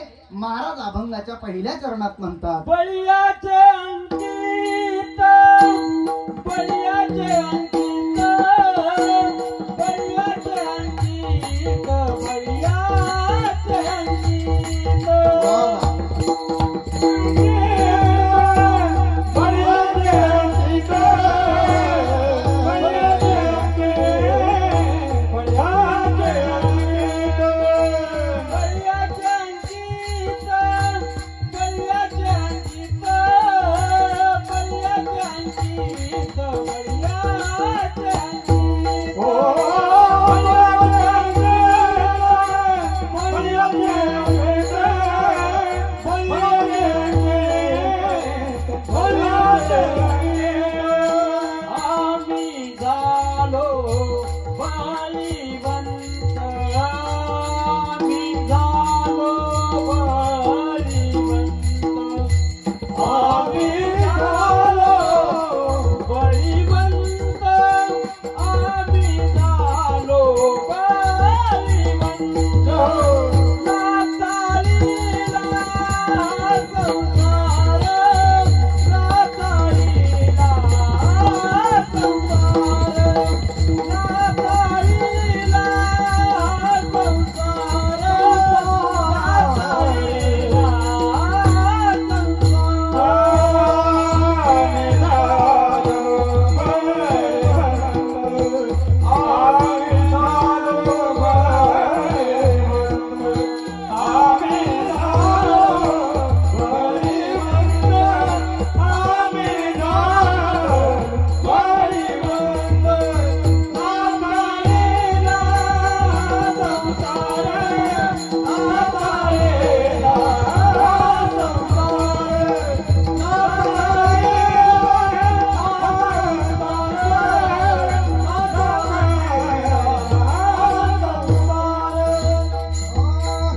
महाराज म्हणतात, आम्ही झालो बळीवंत. पण का तुम्ही बळीवंत झालात? त्याचं कारण, दोन कारण मी तुम्हाला सांगितले. पहिलं कारण, तुकोबारांकडे वैराग्याचं बळ आहे म्हणून बळीवंत झाले. आणि दुसरं कारण, ज्याचे आम्ही दास झालोय, ज्याचे आम्ही अंकित झालोय, तो स्वतः प्रभू परमात्मा बळीयांचा अंकित आहे, बळीवान आहे. म्हणून म्हणतात, बळीयाचे अंकित. बळीया या जगाच्या पाठीवर तेवढाच आहे काय महाराज. हो, तुका म्हणे भूमंडाळी, तुका म्हणे भूमंडाळी, तुका म्हणे भूमंडळी, तुका म्हणे भूमंडळी. आम्ही झालो आम्ही बळी विरकाळे, आम्ही बळी विरकाळे. कलावटू एकमेका, कलावटू एकमेका, कालावटू एकमेका, कालावटू एकमेका. हो, जगाच्या पाठीवर दोनच बलिवंत आहेत, एक संत आणि दुसरा भगवंत. हो, संत बलवान आहेत आणि भगवान परमात्मा बल. तो हा देवांचाही देव, बळीया माझा पंढरीराव. पंढरीराव बळीवान आहे आणि संत बलवान म्हणून आम्ही झालो बळीवंत. पण वैराग्य तुकाराम महाराजांकडे म्हणून सुद्धा तुकाराम महाराज बलवानच आहेत. वैराग्य तुकाराम महाराजांना, आता वैराग्य कशाला म्हणायचं बुवा, नेमकं तुकोबारांकडे कोणतं वैराग्य आहे तर वैराग्याचे दोन प्रकार मी तुम्हाला सांगतो. पहिला वैराग्य जिहासा वैराग्य, दुसरं वैराग्य जिज्ञासा वैराग्य. तुकोबारांकडे नेमकं कोणतं वैराग्य आहे तर तुकाराम महाराजांकडे जिज्ञासा वैराग्य आहे. वैराग्य म्हणजे काय, वैराग्याची व्याख्या विचारसागरामध्ये सांगितलेली आहे, तुम्हाला सर्वांना माहिती आहे. इहलोकापासून परलोकापर्यंत अनुकूल भोगाच्या त्यागाच्या इच्छेला वैराग्य म्हणतात, हे का नाही. अनुकूल भोगाच्या त्यागाच्या इच्छेला म्हणजे भोग अनुकूल असले पाहिजे आणि त्या अनुकूल भोगाच्या त्यागाला वैराग्य म्हणत असतात. हो, ज्यांनी अमृत पाहिलंच नाही त्यांना म्हणायचं हा आपल्याला काय अमृताची गरज नाही, आपल्याला अमृत चालतच नाही, आपल्याला अमृतात जमतच नाही. अरे तुला भेटल्यावर मग म्हण चालत नाही, ऐका नाही. तुला भेटणारच नाही तर तुला चालणार न चालण्याचा विषय पुढे ना मानव, ऐका नाही. किंवा एखाद्या म्हाताऱ्या माणसाला हातावर फुटाणे जर दिले तर ते म्हणतात आपल्याला फुटाणे चालत नाही, आपण फुटाणीकडे पाहत सुद्धा नाही. आणि मग बोलताना म्हटलं महाराज जरा तोंड उघडलं तर दाताचा पत्ताच नाही तोंडामध्ये. आणि मग विचारलं फुटाणे चालत नाही का चावत नाही, म्हणजे चावत नाही म्हणून चालत नाही. याला वैराग्य म्हणतात का? याला वैराग्य म्हणत नाही महाराज. भोग अनुकूल असला पाहिजे आणि मग सहज त्याचा त्याग घडला पाहिजे, याला वैराग्य म्हणतात. विठ्ठल विठ्ठल. तुकाराम महाराजांकडे जिज्ञासा वैराग्य आहे, आपल्याकडे जिहासा. आपल्याला निर्माण होतं ते जिहासा वैराग्य. जिहासा वैराग्य म्हणजे ते तात्पुरतं वातावरण निर्माण झालं की मग तेवढ्या पुरतं येतं. वातावरण निवाळलं की ते वैराग्य सुद्धा त्याच्या बरोबर निघूनच जातं. तुम्हाला कसं, एक छोटासा दृष्टांत सांगतो म्हणजे तुमच्या लक्षात येईल. काय झालं महाराज, म्हातारी घरी नसताना म्हाताऱ्याचे आणि पोराचे भांडणं झाले. भांडणं इतके झाले तर एकमेकाच्या कमरातच लाता घालायला लागले महाराज. हो, आणि काय आता बाप म्हातारा होता, मुलाच्या अंगात रग होती. बापाने लात मारली की मुलाला काहीच होत नव्हतं, पण मुलाने मारलं की बाप जोरात गागायचा महाराज.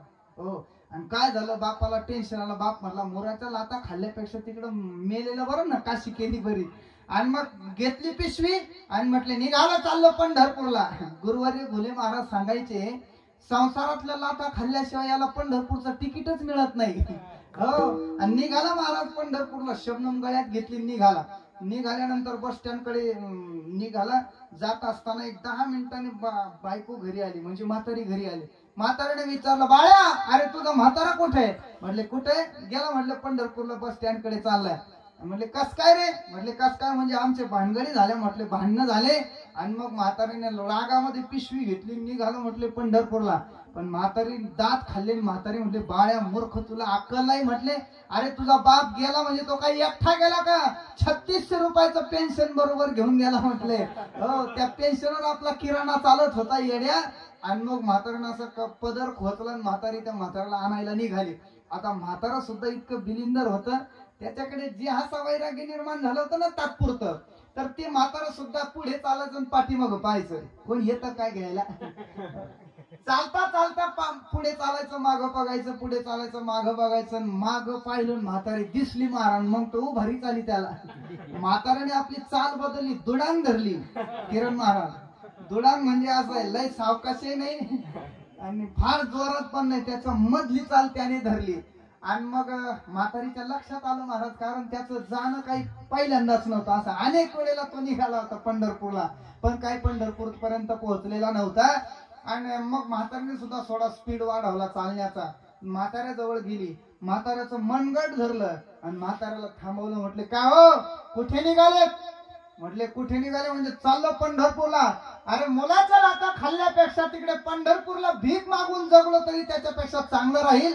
जमत नाही मला, मी चाललो पंढरपूरला. म्हातारी हुशार होती महाराज. म्हातारीनं पहिलं त्याला म्हटले माझ्या प्रश्नाचं उत्तर द्या आणि मग तुम्हाला कुठं काशी करायची तिकडं करा. विचारला प्रश्न, म्हटले खरं सांगा. एकच उत्तर आहे, एकच प्रश्न आहे, त्या एकाच प्रश्नाचं तुम्हाला उत्तर द्यायचंय. तिने प्रश्न विचारला, म्हटले मला सांगा ज्या मुलाने तुमच्या कमरात लाथा घातल्या तो मुलगा कुणाचा आहे सांगा मला. त्यावेळेला म्हातारा म्हटलं आपलाच आहे. आणि मग म्हातारे म्हटले अहो आपल्याला होता म्हणून मारलं. अहो लोकाला तेवढाही नाही, तेवढा सुद्धा नाही. मुलगा व्हावा म्हणून लोक तिकडे जायला लागले गुजरात मध्ये नारळ आणायला, आहे का नाही? तरी त्यांना होईना. अहो आपल्याला होता कसा बसा आहे आपल्याला म्हणून त्यांनी मारलं. काय एवढा राग धरता? तो म्हणतो माझं तेच म्हणणं आहे, चाल घरी. आले घरी दोघं. काय पाहता, याला जी हासा वैराग्य म्हणतात. पण तुकोबरांजवळ असलेलं वैराग्य फार वेगळं आहे महाराज. हो, तुकोबरांकडे वैराग्य म्हणजे असं रखरखीत असं वैराग्य आहे. वैराग्य कसं आहे तुकाराम महाराजांकडे? तुकोबरांच्या जीवनातली घटना सांगतो. एकदा मोठ्या प्रेमाने भजन करा. विठोबा रघुमाई,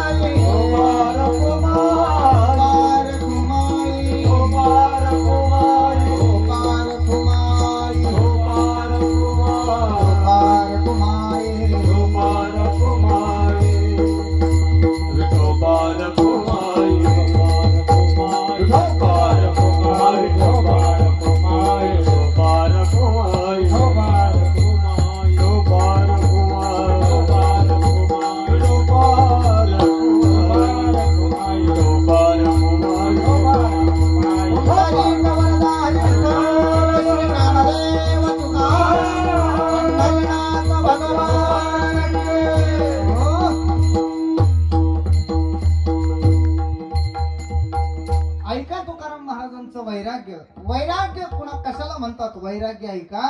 हो, तुकोबरांच्या जीवनामधलं वैराग्य काय झालं? तुकाराम महाराज भंडाऱ्याच्या डोंगरावर भजना करता जायचे. कधी घोराडेश्वरावर जायचे तर कधी भामचंद्र डोंगरावर भजना करता जायचे. आता एक दिवशीचा प्रसंग आहे. तुकाराम महाराज भंडारा डोंगरावर भजना करता बसलेले आहेत. तुकोबरांचं भजन असं मोठ्या आनंदामध्ये चालू आहे महाराज. तुकोबरांचं भजन म्हणजे सामान्य तुमच्या माझ्यासारखं भजन नाहीये. आमचे स्वरगंधर्व बघुरे महाराज सांगतात पाठामध्ये, क्लासमध्ये. 3 लोक गाणाऱ्याचे 3 प्रकार सांगतायत. पहिला गाणारा आहे तो नोटोबा करता गातो म्हटले. पहिला गाणारा नोटोबा करता गातो. दुसरा गाणारा पोटोबा करता गातो. पण आमचे तुकाराम महाराज मात्र विठोबा करता गातात.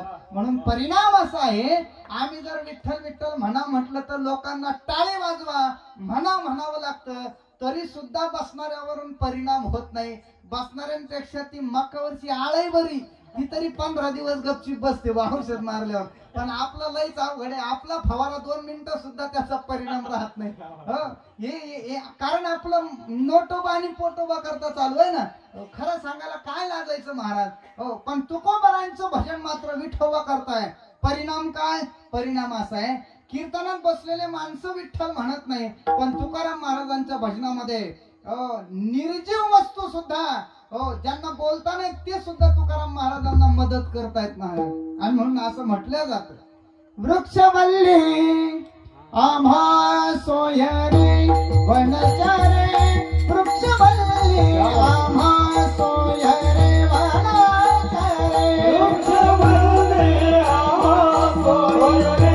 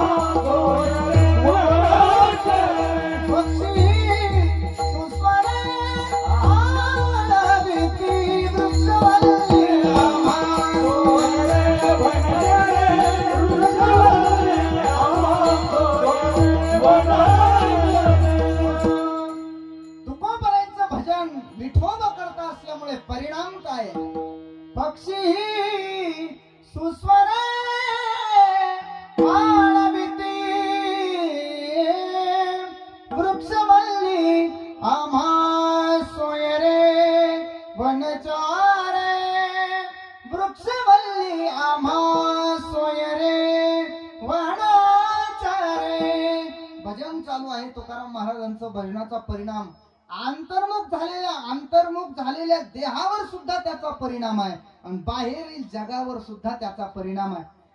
भजनाचा परिणाम आतून काय परिणाम झाला तर ब्रह्मानंदे लागली टाळी, कोण देहाते सांभाळी. हो, ब्रह्मानंदी लागली टाळी. भजनानंदामध्ये तल्लीन झालेले तुकाराम महाराज. पण काही कर्मठ देहूतल्या लोकांनी एका वेश्येला तिथे पाठवलं महाराज, तुकोबरांचं व्रतभंग करण्याकरिता. आणि मग ती वेश्या काम भावना घेऊन तुकोबरांच्या जवळ गेली.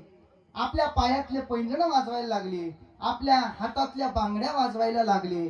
तुकोबरांचे डोळे उघडले गेले.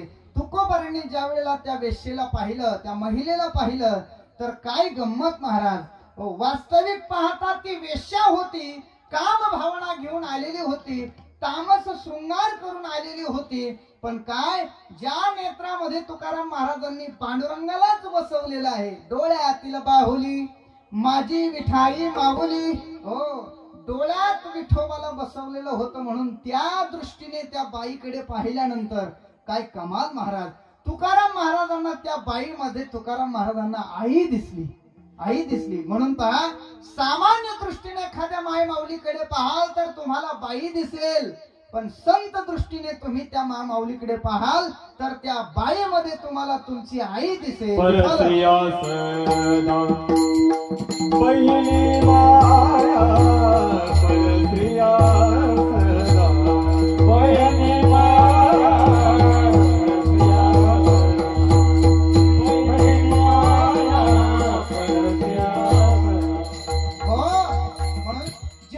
कधीही संत दृष्टीने बघायचं महाराज. तुकाराम महाराजांनी हात जोडले. काम भावना घेऊन आलेल्या महिलेला, स्त्रीला सांगितलं तुकाराम महाराजांनी, आई अगं आम्ही विष्णुदास आहोत. जाळीव तुम्हाते नकारी सायास, आम्ही विष्णुदास तैसे न हो. आम्ही विष्णुदास आहोत. आम्ही तसं नाहीये, आमचं तसं नाहीये. आम्ही वैराग्य धारण केलेलं म्हणून आम्ही अगोदरच काम, क्रोध, लोभ, मोह, बंध, मत्सर या सर्व विकारांचा त्याग केला, म्हणूनच आम्हाला वैराग्य प्राप्त झालेलं आहे. आणि म्हणून आई आम्ही विष्णुदास तैसे न हो, याला वैराग्य म्हणायचं महाराज. काम भोग समोर प्राप्त आहे, तरी सुद्धा महाराजांनी त्या कामभोगाचा त्याग केला, याला वैराग्य म्हणतात. विठ्ठल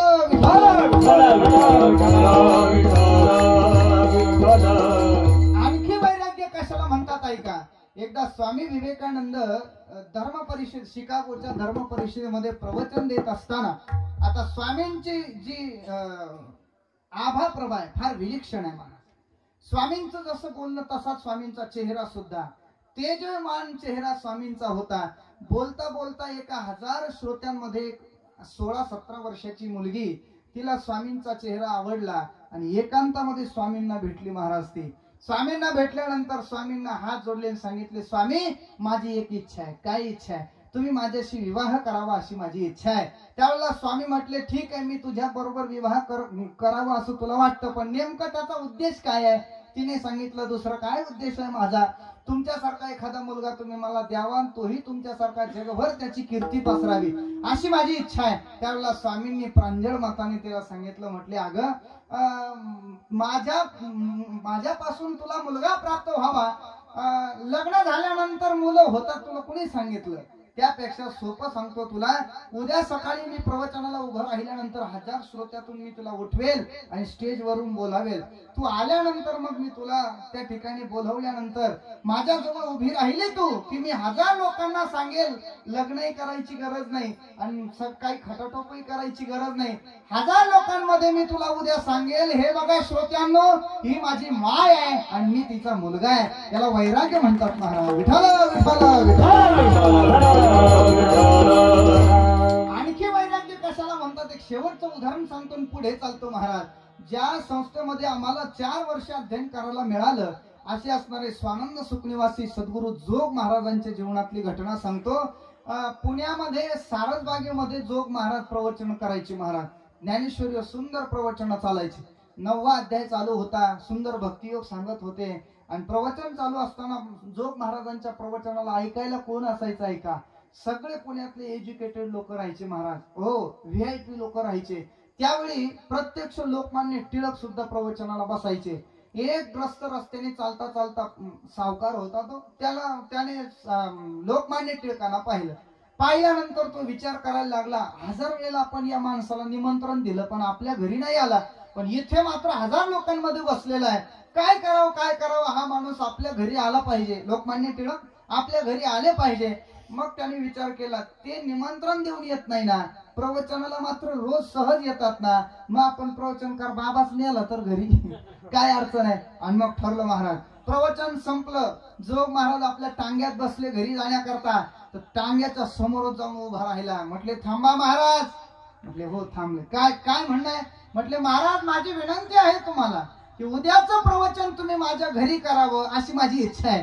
त्यावेळेला जोग महाराजांनी सुद्धा प्रामाणिकपणाने सांगितलं. म्हटले अहो त्याचं असं आहे की मी तुमच्या घरी प्रवचनाला येऊ शकत नाही. काय येऊ शकत नाही, कारण इथे माझे परंपरेचे श्रोते आहेत, परंपरेचं व्यासपीठ आहे, आणि म्हणून जेवढे श्रोते या सामुदायिक जागेत येतात तेवढे श्रोते तुमच्या घरी येणार नाही, आणि माझे श्रोते माझ्या चिंतनापासून वंचित राहतील, म्हणून मला तुमच्या घरी प्रवचना करता येता येणार नाही. त्यावेळेला तो सावकार म्हटला, अहो महाराज तुम्हाला असं वाटत असेल रस्त्यावर निमंत्रण देतो म्हणून नारळावरच वाटी लावतो की काय, तसं काही समजू नका. मी माझ्या टांग्यामध्ये 1 लाखाचं पोतं आणलेलं आहे. 1 लाखाचं पोतं. हो, त्यावेळी 1 लाख रुपये पोत्यात भरावं लागायचे. आता मोदी साहेबांनी सोपं केलंय, आहे का नाही. मोदी साहेबांनी फार सोपं केलं महाराज. गुलाबी नोट, एवढी लांबलचक नोट, फार चांगलं आहे. आता सध्या आपल्या सामान्य खिशामध्ये जरी भरवायचे ठरले तरी 5 लाख रुपये सहज भरतील, आहे का नाही, ठेवता येतील. आणि तुमच्यापेक्षा आमच्या खिशात 2-4 जास्त बसतात, कारण आमचे खिसे जरा मोठे आहेत ना, आहे का नाही. आणखी जरा आतलं बोलू का प्रवीण भाऊ. आतलं आमच्यापेक्षा आमच्यातलेच काही काही असे त्यांचे खिसे इतके मोठे की ते मागून सुद्धा भरत नाहीत, इतके मोठे मोठे. ऐका, 1 लाखाचं पोतं आणलेलं आहे महाराज, आणि ते मी तुम्हाला देणार आहे. ऐका, 1 प्रवचन 1 तासाचं प्रवचन तुम्हाला करायचंय. 1 लाखाचं पोतं मी तुम्हाला त्याच्या बदल्यात देणार आहे. त्यावेळेला जोग महाराज, त्याला असं वाटलं आता हे हा म्हणतील, पण जोग महाराज म्हटले नाही दादा, तू 1 लाख काय 10 लाखाचं जरी पोते दिले तरी सुद्धा मला येता येणार नाही. मग त्याला रागच आला महाराज. बाह्या माग सारल्या. रागाने तो म्हणायला लागला, अहो महाराज तुम्ही स्वतःला काय समजता. अहो ऐका, 1 तासाचं प्रवचनाच्या बदल्यात 1 लाखाचं पोतं देणारा पठ्या तुम्हाला महाराष्ट्रात भेटणार नाही, लक्षात घ्या. त्यावेळेला जोग महाराजांनी सुद्धा थोडे पुढे सरसावले आणि त्याच्या नजरेत त्याच्या डोळ्यात डोळे घालून बोलायला सुरुवात केली. म्हटले भल्या माणसा, अरे 1 तासाच्या प्रवचनाच्या बदल्यात 1 लाखाचं पोतं देणारा तू मला महाराष्ट्रात भेटणार नाही, पण लक्षात ठेव या 1 लाखाच्या पोत्याला सहज लाथ मारणारा पठ्य तुला जगभरात भेटणार नाही. याला वैराग्य म्हणतात. विठ्ठल विठ्ठल असंच वैराग्य तुकाराम महाराजांच्या ठिकाणी आहे. आणि ऐका, वैराग्य काय करतं, तर वैराग्य जीवनामध्ये फार महत्वाचं काम करतं. वैराग्य हेच करतं जे जगाच्या पाठीवर खोटं आहे पण त्याने खऱ्याची झालर घेतलेली आहे. ते वैराग्य काय करतं, जे मिथ्या स्वरूप आहे, जे खोटं आहे त्याच्यावरची खऱ्याची जी काही झालर आहे ते वैराग्य बाजूला करतं, आणि परिणामी त्या साधकाला खऱ्या आणि खोट्याचा निवाडा होतो, आणि जे खोटं आहे त्याचा त्याग तो करतो, आणि जे खरं आहे त्याचा स्वीकार करतो. जीवनामध्ये तुकाराम महाराजांचं हेच झालं महाराज. वैराग्याच्या बळामुळे जे मिथ्या स्वरूप आहे त्याचं स्वरूप तुकाराम महाराजांच्या लक्षात आलं वैराग्यामुळे, आणि वैराग्यामुळे ज्याचं स्वरूप मिथ्या आहे ते लक्षात आल्यानंतर महाराजांनी चटकन त्याचा त्याग केला. त्याला महाराज लाथाळून काढला अभंगाच्या 2ऱ्या चरणामध्ये. लाथाळीला संसार, लाथाळीला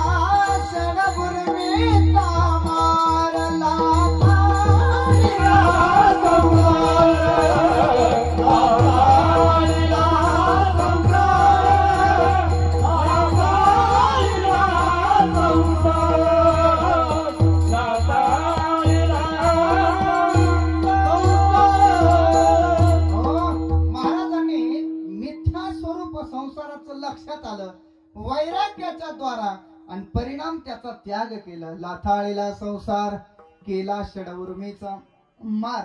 आणि मग पहा, ज्याच्या ठिकाणी वैराग्य त्यालाच मिथ्या स्वरूप असणाऱ्या वस्तूचं खरं स्वरूप त्याच्या लक्षात येतं. आपल्यालाही लक्षात येत महाराज, आतापर्यंत आपण प्रपंचाचा त्याग केला नाही, याचा अर्थ आपल्याला मिथ्या स्वरूप प्रपंच हा मिथ्याच आहे बा, हे आपल्या अजून लक्षात आलेलं नाहीये. पण संतांच्या लक्षात आलं वैराग्याद्वारा, म्हणून त्याने प्रपंचाचा त्याग केला. हो, आणि जगाच्या पाठीवर काय काय मिथ्या आहे हे आम्हाला सुद्धा सांगितलं, सावध केलं, सांगितलं.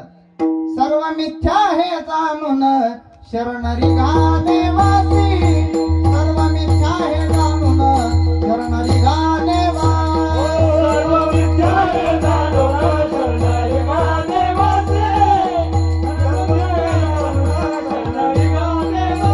जनाचा पुत्र जन, जनाचा पुत्र जन, सोयरे कृष्ण, सोयरे कृष्ण, शरणरी गा देवासी, सर्व मिथ्या आहे जाणून शरणरी गा देवासी, सर्व मिथ्या आहे जाणून शरणरी गा देवासी, सर्व मिथ्या आहे जाणून शरणरी गा देवासी. फार मोठी यादी सांगितली. त्या यादीत आपण कुठे कुठे बसतो बघून घ्या. धन दारा पुत्र जन बंधू सोयरे सज्जन, याच्यात आपण कुठे कुठे बसतो. एकदा कबीर महाराजांनी सुद्धा आम्हाला त्याचा सांगितलंय. महाराज कबीरदास महाराज म्हणतात, ऐका बाबांनो, संसारामध्ये जीवन जगणाऱ्या सामान्य व्यक्तीला कबीर महाराज सावध करतायत. कबीर महाराज म्हणतात, हो, बाप कहे बेटा मेरा, माँ कहे बेटा मेरा, खरा संबंध सांगितला. ना बाप का ना माँ का, ये तो जन्म देने का नाता है. पुढे सांगितलं बघा, भाई कहे बहन मेरी, बहन कहे भाई मेरा, ना भाई का ना बहन का, ये तो रक्षा बंधन का नाता है. बहिणीला जर 5,000ची साडी जर तुम्ही देत असाल तर ती म्हणेल सोन्याचं कुलूप माझ्या बंधूच्या दाराला, आणि एखाद्या दिवाळीला जर तिला ती साडी मिळू देऊ नका. आणि मग बहिणीचं खरं स्वरूप बघा काय आहे महाराज, फारच अवघड आहे. पुढचं एक पद तर कबीर महाराज फार गमतीचं सांगतायत. कबीरदास महाराज म्हणतात, ऐका, सास कहे जवाई मेरा, ससुर कहे जवाई मेरा, ना सास का ना ससुर का, ये तो बेटी देने का नाता है. मग सावध झालं पाहिजे, सावध झालं पाहिजे. तू तो काया नगर का सौदागर, तुझे अपने वतन को जाना है, जाना है. सावध झालं पाहिजे. तुकाराम महाराज योग्य वेळी सावध झाले आणि लाथाळीला संसार केला षडउर्मीचा मार. हो, अजून काय काय त्यागलं, जन धन तन केले तृणाही समान, या सगळ्या गोष्टीचा त्याग केला. ऐका, मी अगोदरच प्रस्तावनेत बोलून गेलो, चांगलं मिळवायचं असेल तर काहीतरी सोडावं लागतं, काहीतरी त्यागावं लागतं. तुकाराम महाराजांनी त्यागलं काय, संसार त्यागला. तुकाराम महाराजांनी त्यागलं काय, जनाचा त्याग केला, धनाचा त्याग केला, आणि या देहाचा सुद्धा तुकाराम महाराजांनी त्याग केला. गिळाने सांडिले कळवार, गिळाने सांडिले कळवार, गिळाने सांडिले कळवार, गिळाने सांडिले कळवार. ब्रह्माचा आकार गिळाने सांडिले कळवार,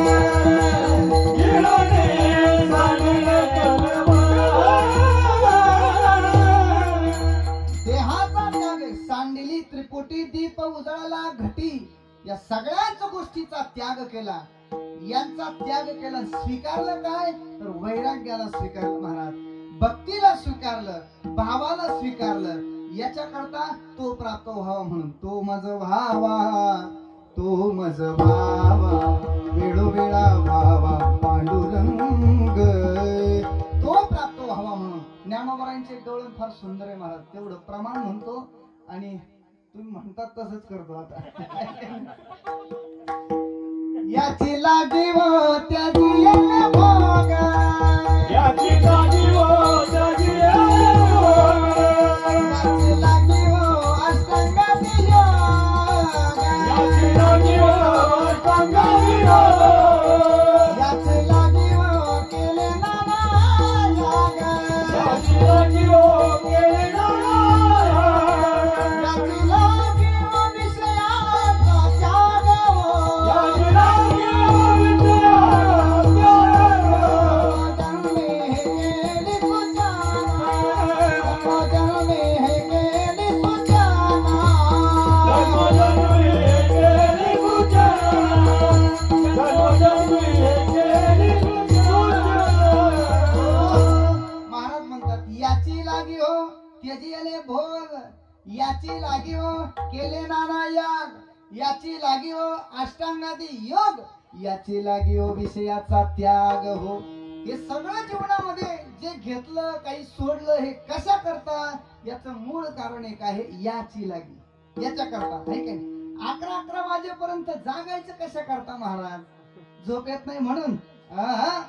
याची लागी, याची लागी म्हणजे काय केलं म्हणजे गणपती गजानन आमच्यावर प्रसन्न होईल ते आपण केलं पाहिजे म्हणून त्याची लागी. याची लागी जन्मोजन्मी हे केली सूचना, आणि आमच्या मनाला सारखं सारखं सांगत आलो रे बाबा 11 वाजेपर्यंत जागायचं कशा करता, भगवान परमात्मा प्राप्त करण्याकरता, बलिवंत होण्याकरता. म्हणून तुकाराम महाराज म्हटले आता आम्ही बळीवान झालो, आता आमच्या ठिकाणी बळ आलेलं आहे, कारण आम्ही आमचं भगवान परमात्म्याला आपलंसं केलंय. आणि ज्याने देवाला आपलंसं केलंय त्याच्या जीवनामध्ये भय चिंता राहत नाही. हरी आला आता मग काहीची भय चिंता, आता देव प्राप्त झालाय ना, मग आता आम्हाला मोक्ष आला काय, मुक्ती आली काय, रिद्धी सिद्धी आली काय, आम्ही त्यांना पुसत सुद्धा नाही महाराज. सिद्धी लावी पिसे कोणता पुसे, नेने राजहंसे पाणी काही. ऐका नाही, सिद्धी रिद्धी आला तर आम्ही त्यांना विचारत नाही, मोक्ष आला तरी आम्ही त्याला विचारत नाही,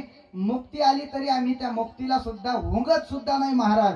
उलट मुक्ती जर समोर आली तर तिच्या माथ्यावर आम्ही पाय देऊन पुढे निघून जातो, असं तुकाराम महाराजांचं म्हणणं आहे.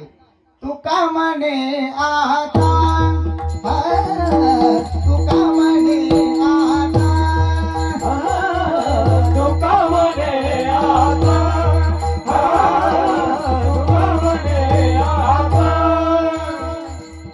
तुका म्हणे आता, तुका म्हणे आता, तुका म्हणे आता, तुका म्हणे आता. आम्ही मुक्तीची या माता, आम्ही मुक्तीची या माता, लताडीला संसार, लताडीला संसार, लाथारीला संसार, लाथारीला संसार. येला शाळावर मी कामाला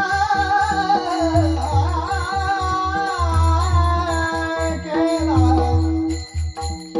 हे केला केला शाळावर मी कामाला केला. तुम्हाला बरं वाटतंय ना पण, तुम्हाला ताप नको यायला तुम्हाला.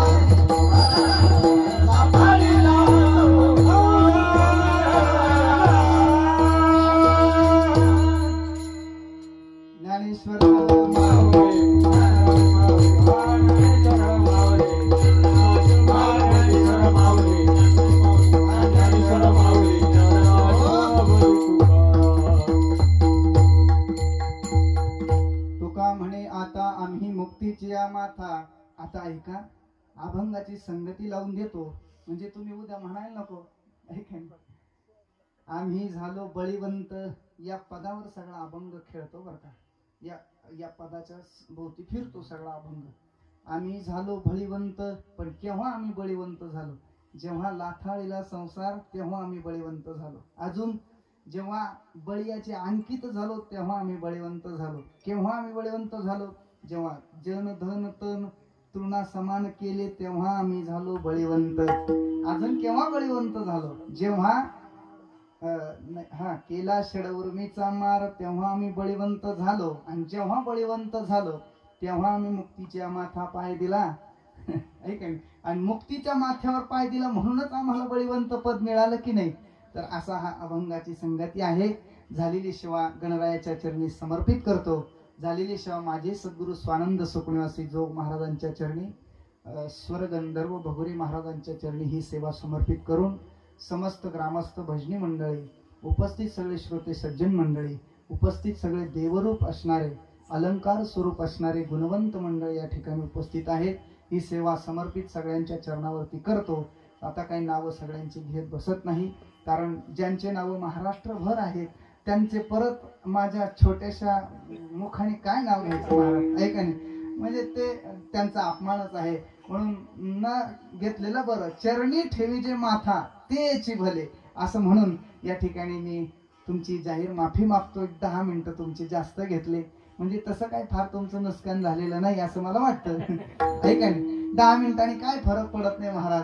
आता कीर्तन झाल्यावर आपण अर्धा तास तर तंबाखू मळतच बसणार आहे, ऐका नाही, त्यात काही वादच नाही. पण तरी सुद्धा मी माफी मागतो. या ठिकाणी कीर्तना करता अगदी ओझरून 15 मिनिटात ऐका नाही, एक 15 ते 20 मिनिटामध्ये आमचे भाऊ आले आणि या ठिकाणी कीर्तन सेवा त्यांनी श्रवण केली, म्हणून त्यांनाही धन्यवाद देतो. प्रवीण दादांना ऐका नाही, सर्वच ज्येष्ठ श्रेष्ठ आहेत म्हणून जास्त गोड न करता आता थांबलेलं बरं. कारण आमचे गुरुजी कायम म्हणतात क्लासमध्ये, लोक उठून जाण्याच्या अगोदर आपण उठून गेलं पाहिजे, याच्यातच शहाणपणा असतो, ऐका नाही. म्हणून तुमच्या सर्वांची जाहीर दंडवत प्रणाम करतो आणि या ठिकाणी थांबतो. विठ्ठल जय.